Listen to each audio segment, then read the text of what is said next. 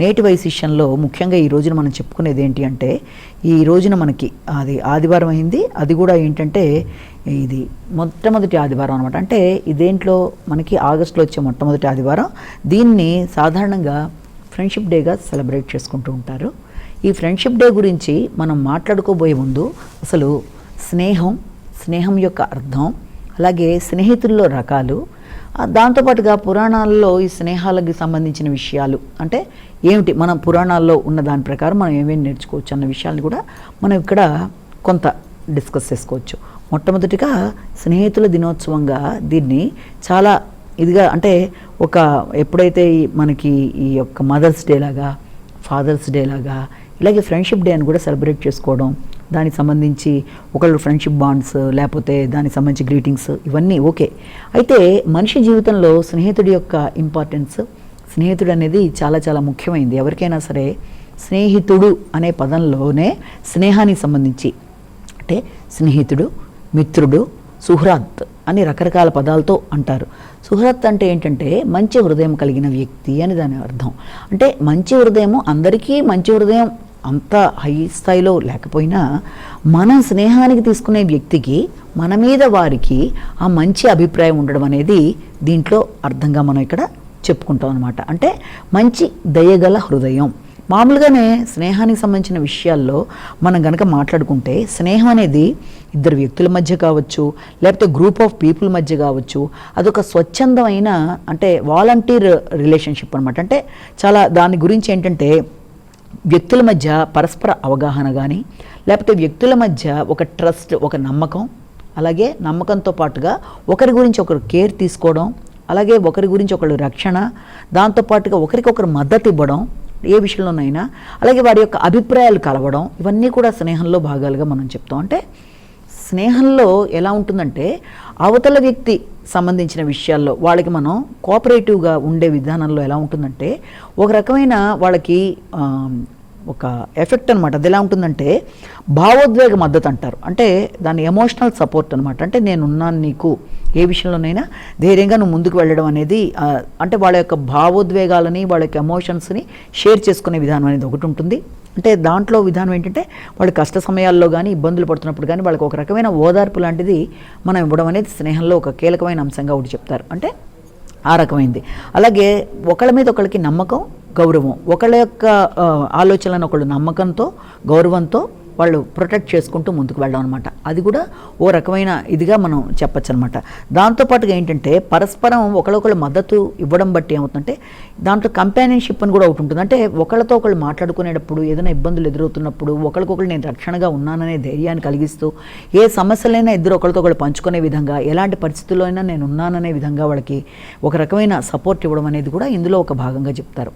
అయితే దీంట్లో ఇంకా ఏంటంటే మనం తీసుకున్నట్లయితే ఒకే రకమైన అభిప్రాయాలు కలిగిన వ్యక్తులు ఒకే రకంగా తొందరగా స్నేహితులు అవుతూ ఉంటారు. అభిరుచులన్నా కలవడం, అభిప్రాయాలన్నా కలవడం, వీటితో ఫ్రెండ్షిప్స్ అనేవి ఏర్పడతాయి. అయితే ఈ స్నేహాల వల్ల కూడా ఎలాంటి ఇది మనకంటే దాంట్లో ముఖ్యంగా స్నేహంలో పరిశీలించవలసిన అంశం ఏంటి అంటే వ్యక్తికి స్నేహితుల వల్ల ఏ రకంగా ప్రయోజనాలు ఉంటాయి. జనరల్గా తీసుకున్నట్లయితే స్నేహం యొక్క ప్రయోజనాల్లో మెరుగైన మానసిక ఆరోగ్యం, అంటే మెంటల్గా వ్యక్తికి మెంటల్ హెల్త్ అనేది కూడా మంచి ఫ్రెండ్షిప్స్ వల్ల లభ్యం అవుతుంది అంటారు. అంటే మంచి స్నేహాల వల్ల ఏమవుతుంది, ఒకరితో ఒకళ్ళు మంచి అడ్డలు మాట్లాడుకోవడం వల్ల కానీ, ఆ స్నేహాల వల్ల వీళ్ళ యొక్క స్ట్రెస్ లెవెల్స్ తగ్గుతూ ఉంటాయి. అంటే మెంటల్ స్ట్రెంగ్త్ పెరుగుతుంది, స్ట్రెస్ లెవెల్స్ తగ్గుతాయి, ఒత్తిడిని నివారించడానికి కూడా ఇది ఫ్రెండ్షిప్స్ అనేవి ఉపయోగపడతాయి. అలాగే ఆనందాన్ని పెంచి, నిరాశ తగ్గించి, ఒత్తిడిని అధిగమిస్తూ ముందుకు వెళ్ళడం.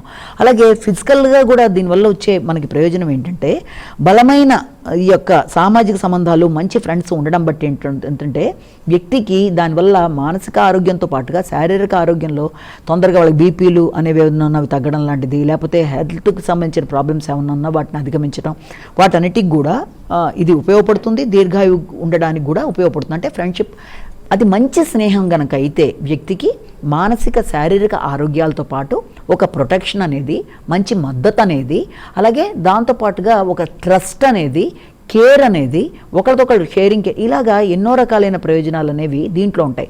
అంటే ఇప్పుడు స్నేహాల్లో కూడా రకరకాల స్నేహాలు అనేవి చెప్పుకుంటూ ఉంటారు. అంటే కొందరు ఏంటంటే బెస్ట్ ఫ్రెండ్స్ ఉంటారు, మరి కొంతమంది క్లోజ్ ఫ్రెండ్స్ ఉంటారు, మరి కొంతమంది గుడ్ ఫ్రెండ్స్లా ఉంటారు, మరి కొంతమంది క్యాజువల్ ఫ్రెండ్స్లా ఉంటారు.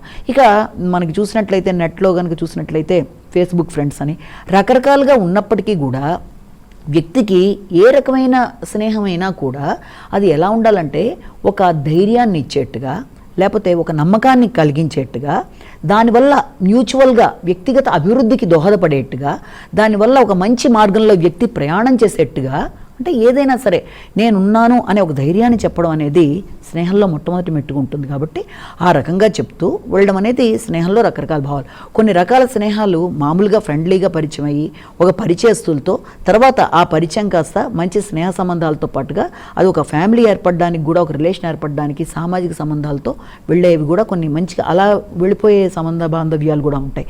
కొన్ని సందర్భాల్లో బెస్ట్ ఫ్రెండ్ ఇంట్లో వాళ్ళే కావచ్చు, అంటే స్పౌస్ కావచ్చు, భాగస్వామి కావచ్చు, లేకపోతే తల్లి కావచ్చు, ఎవరన్నా బెస్ట్ ఫ్రెండ్గా కూడా ఉంటారు ప్రతి వ్యక్తి జీవితంలో.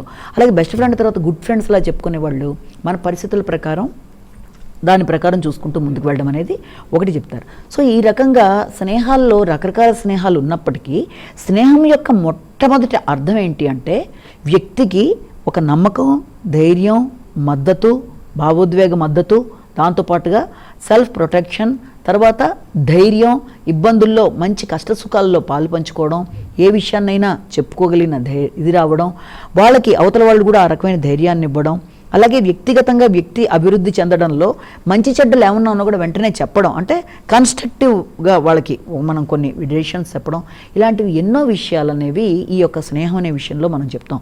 అంటే దాన్ని ఎంతమంది దాన్ని ప్రాపర్గా యూటిలైజ్ చేసుకుంటూ ముందుకు పెడుతూ ఉంటారు అన్న విషయంలో అది వారి వ్యక్తిగత దానికే ఉంటుంది.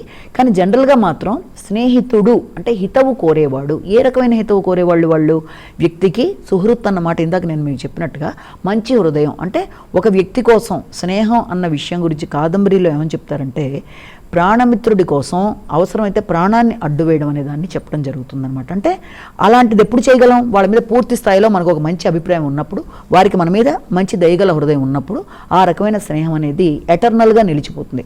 పురాణాల్లో తీసుకున్నట్లయితే మనం చూస్తే కుచేలోపాఖ్యానంలో శ్రీకృష్ణుడి విషయాన్ని మనం తీసుకున్నట్లయితే శ్రీకృష్ణుడు సుదాముడు బెస్ట్ ఫ్రెండ్స్. వాళ్ళు చిన్నప్పటి నుంచి కూడా సాందీపుని ఆశ్రమంలో చదువుకోవడం, సాందీపుని ఆశ్రమంలో చదువుకున్నాక ఈయన మహారాజుగా ఈయన వెళ్ళిపోవడం, ఈయన ఒక బీదగా ఈయన ఉండిపోవడం, ఈ యొక్క కుచేలుడు. తర్వాత ఆయన పెద్ద కుటుంబం, ఆ కుటుంబం ఏర్పడిన తర్వాత ఆర్థికపరమైన ఇబ్బందులు ఎదుర్కొంటున్నప్పుడు కూడా ఆయన భార్య చెప్తుంది, మీరు వెళ్ళి మీ యొక్క స్నేహితుడు మంచి స్థాయిలో ఉన్నారు కదా శ్రీకృష్ణుడు, ఆయన అడిగి నాకు కొంత ఇలా మన పరిస్థితి చెప్పండి అన్నప్పుడు కూడా ఆయన అంతగా ఇది చేయడు. అంటే ఇలా ఏం వెళ్ళి అడుగుతానులే అని బాధపడుతున్నప్పుడు భార్య అంటుంది, లేదు మీరు ఎలాగన్నా వెళ్ళి మన పరిస్థితి చెప్తే తప్పకుండా ఆయన సహకరిస్తారు అన్నప్పుడు కూడా సరే ఈ రకంగానైనా కృష్ణుడిని చూస్తాను కదా అని చెప్పి ఆయన దగ్గరికి వెళ్ళినప్పుడు శ్రీకృష్ణుడు ఎంతో ప్రేమాభిమానాలతో ఆయన్ని ఆదరించి తన దగ్గర పెట్టుకొని ఆయనకి పూజ ఇలాంటి ఇచ్చేసి భార్య సమేతుడై వాళ్ళని ఎంతో చక్కగా గౌరవించి తినడానికి అన్ని రకాలుగా ఇచ్చి ఇన్ని రకాలుగా చేసిన తర్వాత ఆయన అడుగుతాడనమాట, నాకు నువ్వేం తీసుకొచ్చావు అంటే భార్య అతనితో పంపిస్తుంది, సుధాముడితో అటుకులు పంపిస్తుంది, 4 గుప్పిళ్ళ అటుకులు. అది వెంటనే కృష్ణుడు ఏం తెచ్చావని అడిగి ప్రేమగా ఒక గుప్పెడు నోట్లో వేసుకున్నాక రెండో గుప్పుడు కూడా నోట్లో వేసుకుంటున్నప్పుడు రుక్మిణి దేవి ఆపుతుంది, వద్దొద్దు ఇప్పటికే ఆయనకి ఇహపర సౌఖ్యాలకు సంబంధించిన సంపదలన్నీ ఇచ్చావు ఇక చాలు అని ఆపుతుంది. సరేనా అక్కడితో ఆగిన తర్వాత ఆ రాత్రి చక్కగా సుధాముని జాగ్రత్తగా చూసి ఆయన చక్కగా ట్రీట్ చేసి ఆయనకి హంసతూలిక తల్పం మీద ఆయన చక్కగా పడుకొని తను ఎందుకు వచ్చాడో అసలు ఏ కారణం వల్ల వచ్చాడో అన్న విషయాన్ని కూడా సుధాముడు మర్చిపోయి ఆనందంగా కృష్ణుడితో బాల్య విషయాలన్నీ కూడా చర్చించుకుంటూ ఆనందంగా ఉంటాడు. మర్నాడు ఆయన్ని దాదాపుగా ఇంకా వెళ్ళిపోతాను అన్నప్పుడు సుధాముని కొంత దూరం దాకా దిగబెట్టి కృష్ణుడు కూడా ఇంకా అతన్ని పంపేస్తాడు. అయ్యో నేను కనీసం నా భార్య చెప్పిన విషయం అడగలేకపోయానే కృష్ణుడిని, నా పేదరికం గురించి నేను అడగలేకపోయానే, ఆర్థిక విషయాలు అడగలేకపోయానే అనుకుంటూ పోన్లే అడగలేకపోయానే అనుకుంటూ వచ్చేస్తుంటే ఆయన ఊళ్ళోకి ఆయన ప్రవేశించగానే చక్కగా మంచి మంచి భవనాలు చాలా గొప్పగా ఉంటాయన్నమాట. అవన్నీ ఏంటిదంతా అనుకుంటే భార్య మంచి పట్టు వస్త్రాలతో దేదీప్యమానంగా నగలతో బయటకు వచ్చి ఆయన లోపలికి తీసుకెడుతున్నప్పుడు ఆయనకు అర్థమవుతుందన్నమాట, కృష్ణుడు అడగకుండానే నాకు ఆయన అన్నీ ఇచ్చాడని ఆనందపడి, కానీ దేని మీద లౌకిక వాటి మీద ఆయనకేం ఆసక్తి ఉండదు.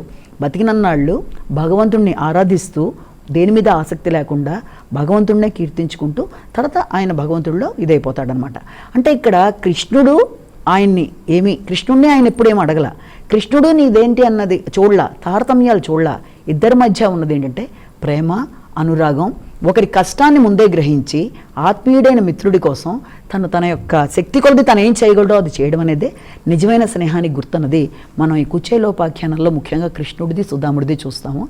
ఇలాంటివి ఎన్నో పురాణాల్లో ఎన్నో ముఖ్యమైన విషయాలు ఉన్నాయి. మన యొక్క చరిత్ర కనుక చూసుకున్నట్లయితే పురాణాల్లో ఈ స్నేహానికి సంబంధించిన విషయాలు. కాబట్టి స్నేహం అనేది చాలా చాలా విశిష్టమైనది. దాన్ని అందరూ కూడా గౌరవించి గుర్తించి స్నేహపు విలువలు కాపాడుకుంటూ చక్కగా మంచి మార్గంలో కనుక ప్రయాణం చేసినట్లయితే స్నేహాన్ని మించినది లేదు, స్నేహమేరా జీవితం అని అందుకే అంటారు. అందరికీ కూడా స్నేహితుల దినోత్సవ శుభాకాంక్షలు. ఇది